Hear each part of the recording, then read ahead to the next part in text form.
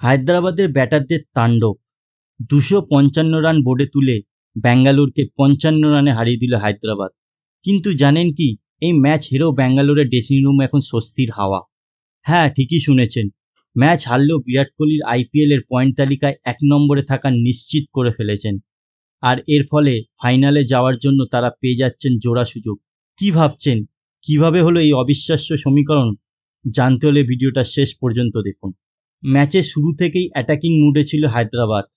অভিষেক শর্মা এবং Travis head শুরু থেকেই ব্যাঙ্গালোরের বলারদের ওপর চড়াও হন। ভুবনেশ্বর কুমার আর জস হ্যাজেলউডের মতো বিশ্বমানের বলারদের সাধারণ স্তরে নামিয়ে আনেন হায়দ্রাবাদের ব্যাটাররা। মাত্র 20 বলে বিধ্বংসী অর্ধশতরান করেন তরুণ অভিষেক শর্মা।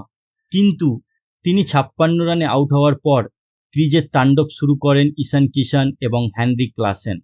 আর এই তিনজনের দাপটে নির্ধারিত 20 ওভারে 4 উইকেট হারিয়ে 255 রানের পাহাড় গড়ে হায়দ্রাবাদ।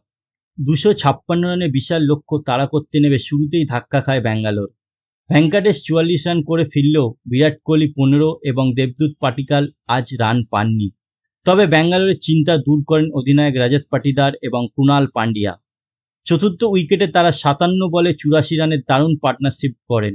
পাটিদার 56 রানে আউট হলেও কুণাল 41 এবং টিম ডেভিড 15 রানে নট আউট থাকেন।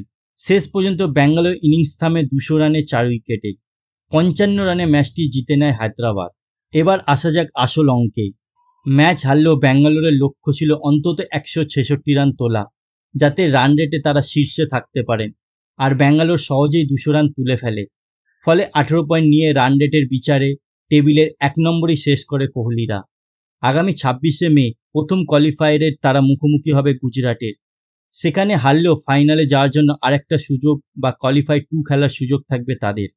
অন্যদিকে হায়দ্রাবাদ ম্যাচ জিতলেও রান রেটের কারণে 3 নম্বরই আটকে রইল।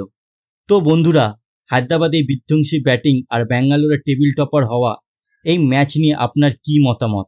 26শে মে প্রথম কোয়ালিফায়ারে গুজরাট নাকি ব্যাঙ্গালোর, কে জিতবে বলে মনে হয় আপনাদের? কমেন্ট করে আমাদের অবশ্যই জানান। ভিডিওটা ভালো লাগলে অবশ্যই একটা লাইক দিন আর আইপিএল এর সব টাটকা খবরের জন্য আমাদের চ্যানেলটিকে এখনই সাবস্ক্রাইব করে রাখুন। দেখা হচ্ছে পরের ভিডিওতে। ধন্যবাদ।